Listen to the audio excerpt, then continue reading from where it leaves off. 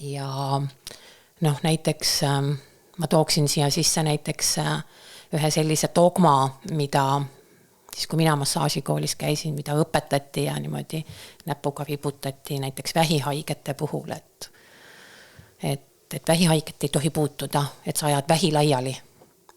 Et 3 aastat peale sellest haigusest tervenemisest võib alles massaaži tegema hakata.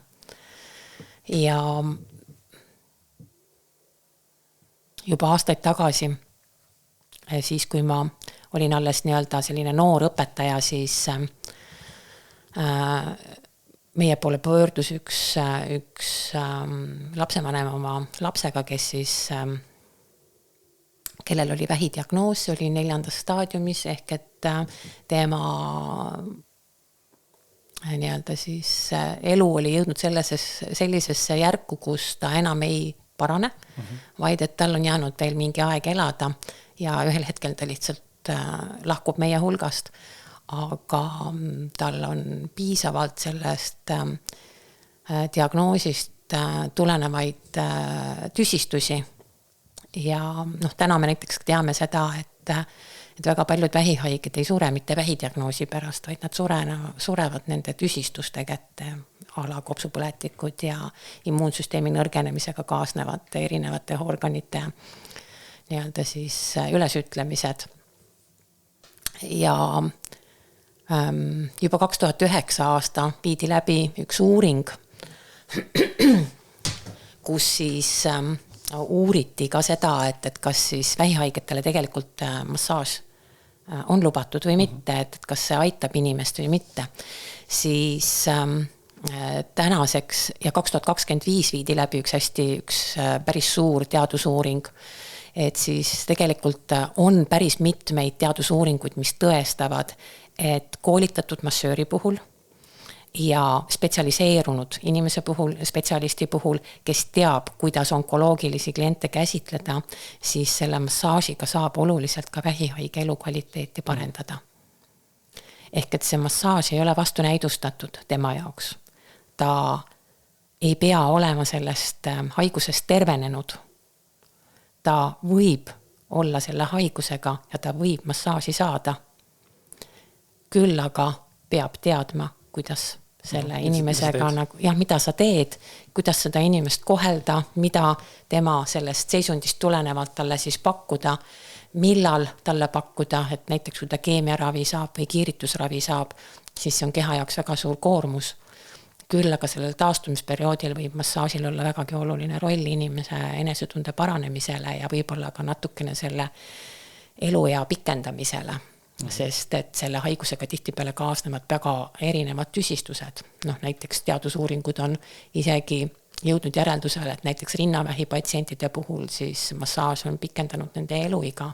Ta ei ravi, massaažiga me ei ravi vähki, küll aga me aitame tema elukvaliteeti paraneda, toetada tema immuunsüsteemi ja parandada oluliselt siis tema elukvaliteeti.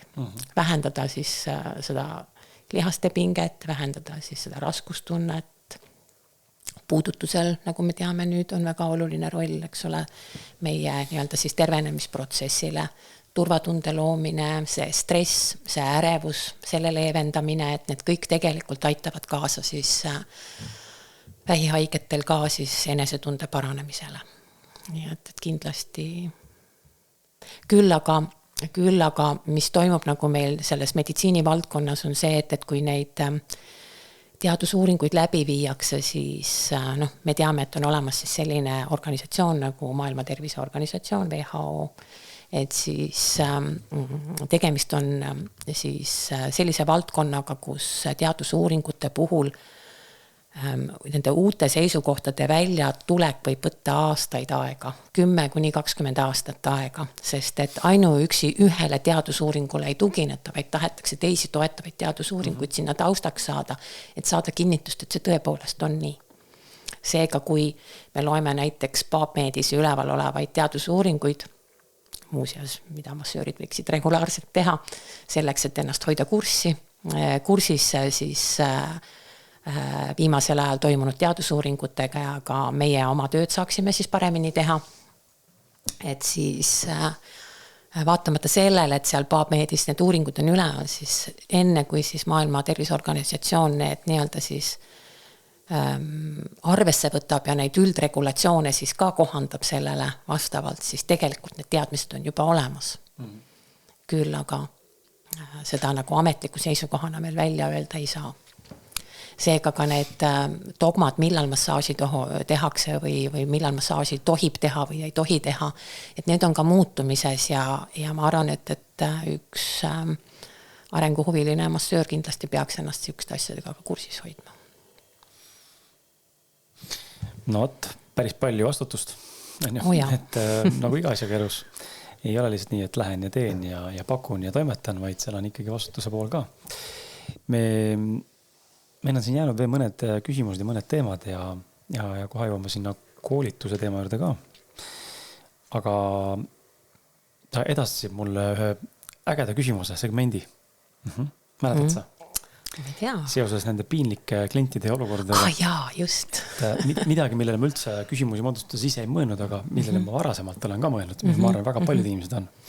Ja siin on mitu küsimus korraga, et mis on olnud sellised piinlikud ja piinlik on ka jällegi defineeritavani, aga ütleme piinlikud olukorrad klientidega, mis on olnud klientide veidrad ootused massaaži osas või massaaži ajal. Samuti, kas on kogemust või kokkupuuteid sellega, kui klient tahab saada või soovib õnneliku lõpuga massaaži ja mida teha, kui klient erutub. Me räägime siis meesterahvastest. Meesterahvastest eriti niimoodi aru ei saa. Ei pruugi, jah. Aga meesterahvast saab kohe aru, et see muidugi eeldab, et mees on selili, aga et ikkagi, et mis siin toimub? Põnev valdkond. Jaa, et ma arvan, et see olukorra lahendamine, sellised olukordi tuleb ette ja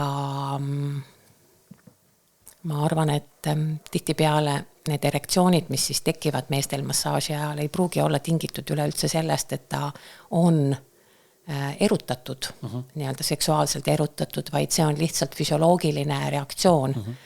Ja kui klient lõõgastub massaaži ajal, ma mõtlen meesterahvas lõõgastub massaaži ajal, siis see on täiesti okei, kui tekib erektsioon massaaži ajal. Et ma arvan, et massöör ei peaks kuidagi sellele ebameeldivalt või kohatult reageerima, vaid see on okei. Ja see läheb mööda. Inimene nii-öelda siis tavaliselt ise ka tunneb võib-olla ennast natukene kohmetuna, kui selline olukord tekib, et meie massöörina saame talle pakkuda seda turvatunnet, et kui selline olukord nagu kätte jõuab, et siis me ei tee sellest suurt numbrit. Aga kui nüüd tullaksegi massaaži siis nii-öelda varjatud eesmärgiga ka seksuaalset erutust saama ja kui see nagu nähtavale tuleb, et siis ma võib-olla tooksin siin ühe sihukese väikse näite. Siis kui ma õpilastega käisin õllesummeril, meil aastaid koolil oli massaažitelk oli õllesummeril väljas ja väga huvitav valik. ja see oli nagu selles mõttes nagu sihukene hea lahendus siis prouadele, kelle mehed siis õlut käisid joomas, aga kes ise nagu siis endale siis tegevust otsisid. Ja siis massaaž oli sihukene hea koht, kuhu minna siis lõõgastuma samal ajal, kui mehed siis nii-öelda siis märjukest maitsesid. Aga tihtipeale sattusid sinna tiirutama ka siis massaažitelgi ümber siis inimesed, kes siis, ütleme siis nii meesterahvad, kes siis olid sihukesest mõnusas promillis mõnusas meeleolus ja tihtipeale ka siis esitati selliseid küsimusi, et kas õnneliku lõpuga massaaži saab ka. Ja ma siis oma õpilastele siis ütlesin niimoodi, et tead, et kui keegi küsib midagi sellist, ütle, et sa ei ole vastavat koolitust saanud. Et me siiski, ma ei taha kuidagi vähendada siis nüüd nende tantra massaaži pakkuvate massööride rolli. Küll, aga kui ma tõepoolest olen otsustanud, et ma sellist teenust ei paku, siis ma seda ka väga konkreetselt ja väga nagu sihikindlalt nagu ütlen välja, et meie sellist teenust ei paku ja me ka sellist varjatud soovi ka ei tolereeri. Ehk et see võib ka massöörile väga traumaatiliselt mõjuda, kui inimene tuleb massaaži ja siis ühel hetkel see käsi sealt lina alt või teki alt hakkab massööri katsuma, silitama, puudutama, et see võib massöörile väga šokeeriv olla. Ja ka kui ma koolis õpetasin, siis tihtipeale praktikasalongis neid juhtumeid ei olnud vähe, kus õpilased tulid nuttes salongist välja ja ütlesid, et ma ei tea, kuidas seda olukorda lahendada, et sellel mehel seisab ja ta katsub ja et mida ma teen. Et siis meie praktikajuhendajatena siis pidime minema seda olukorda lahendama. Nii et mul on nagu klientidele selline soovitus, et kui te tõepoolest tahate kogeda sellist massaaži, kus ka seksuaalset rahuldust pakutakse, et siis tasub pöörduda selliste spetsialistide poole, kes sellega tegelevad. Kui sellist teenust hinnakirjas ei ole ja massöör sulle seda mitte kuidagi mingil moel nagu ka mõistetavaks ei tee, et siis ei maksa ka ridade vahelt lugeda, sest sellist teenust ei ole nimekirjas ja ma usun, et seda oleks hea siis mõlemale osapoolele siis vältida ja see juba enne massaaži selgeks teha, et kas sellised olukorrad on tolereeritavad või mitte. Küll aga ma usun, et kui on meeldiv massöör ja meeldiv klient, et siis võib seda ahvatlust olla, eks ju. Aga ma usun, et me siiski, vähemalt mina küll jään alati professionaalseks, et ma selles osas järeleandmisi ei tee. Et need kaks asja peaksid minu jaoks olema üksteisest lahus.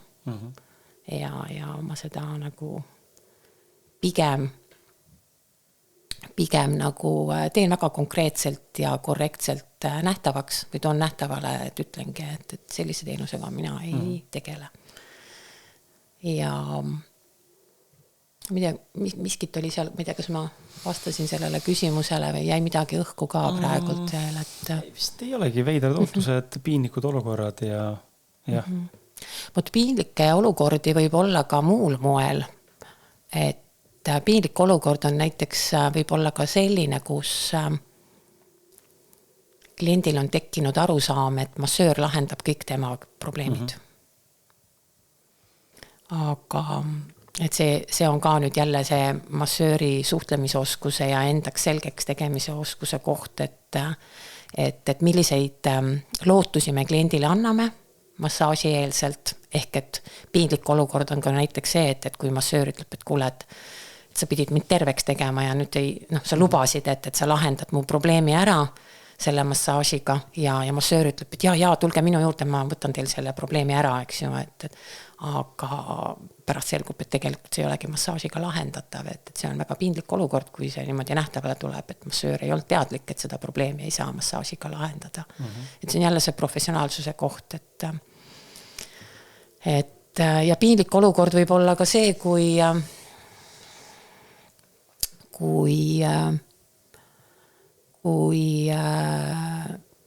massaaži ajal hakkavad toimuma erinevad asjad, mis ei ole nagu planeeritud sellesse massaažiseanssi. Kui näiteks massöör tegeleb millegi muuga massaaži ajal, et ma olen ise niimoodi sattunud massaaži, kus samal ajal, kui massöör mind masseerib, võtab ta vastu ka telefonikõnesid ja avab õues seda fonolukku ja paneb uusi broneeringuid kirja. Et minu jaoks on see selline väga ebameeldiv olukord, sest ma tulin ju täis tähelepanu saama. Ma tahan, et minuga tegeletaks, et klient oleks keskendunud või massöör oleks keskendunud täielikult minule. Ehk et tihtipeale massöör on ju all in one, nagu öeldakse, et paljudel headel massaažiterapeutidel võib ollagi selline nagu oma erasalong, kus ta siis teenust pakub. Ja kahjuks ma pean ütlema ka, et massöörid on nagu alarahastatud tihtipeale, et need spaas tegutsevad massöörid, see töötasu, mida nad sealt saavad, et see on häbiväärselt väike. Näiteks ma koolitan ka pimemassööre regulaarselt ja pimemassööride nii-öelda siis see pimemassööride poolt pakutav, siis see hind on ikkagi ebanormaalselt väike, et massöörid, pimemassöörid täpselt samamoodi peavad elama, toimetama, tegutsema, nad on väga professionaalsed, nad pakuvad väga kvaliteetset teenust ja miks siis mitte see hind peaks ka ju olema siis vääriline. Isegi võib-olla paremat, selle pealt absoluutselt. Palju rohkem tunnetavad. Ja. Nii-öelda massaaž kui ka massöörid, nad pannakse ju tegelikult tihtipeale nagu ühte patta ja vahet ei ole, kas sa oled siis pimemassöör või massaažiterapeut või massöör või siis ka massöör, kellel on ka mingid erivajadused, kellel võivad olla samaaegselt ikkagi tegelikult väga head käed ja väga head oskused. Et siis et me ilmselt ei saa vältida ka neid selliseid juhtumeid, mis meie elus ette tulevad. Küsimus on see, kuidas me sellega hakkama saame pärast. Ja antud hetkel mul näiteks tuleb meelde üks massöör, kes käis kutseeksamil 6 korda. Ja ta ei suutnud ennast väljendada, ta ei suutnud ennast nagu arusaadavaks ja selgeks teha. Ja tookord, kui see massöör siis nendel kutseeksamitel käis, siis tegelesin mina ka nende kutseeksamite korraldamisega ja ka siis kutseeksami komisjoni ettevalmistamisega, hindamiskomisjoni ettevalmistamisega.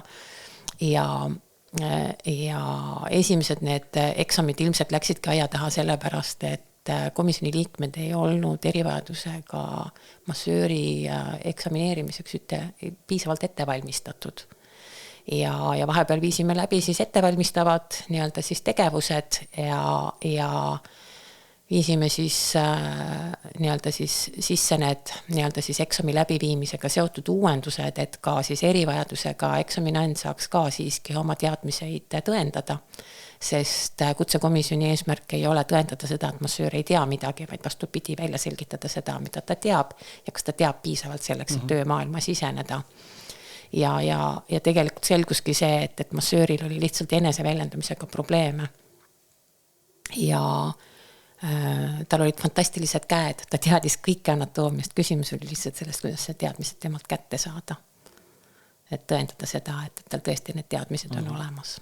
Nii et ka siin tööturul võib olla ja tegelikult ongi väga häid massööre, kellel võivad olla erivajadused. Küsimus on see, kas meile sobib see spetsialist sellisel kujul, nagu ta on, kas me usaldame teda, mida me vajame temalt ja mida see inimene meile pakub siis, mida see spetsialist meile pakub. Nii et see ongi tegelikult kliendi valiku koht. Ja see võib olla ka tihtipeale põhjus, miks paljudele inimestele osad spetsialistid ei sobi, sest tal on need mingid erivajadused, tema mingisugune spetsiifika ja mõned kliendid on väga ju kriitilised selles valiku osas, mõned mitte, nii et ma arvan, et siin kohal võiks täiesti rahulikult iga inimene ilma süüme piinadeta oma valikut teha ja otsustada, kelle juures ta tahab käia.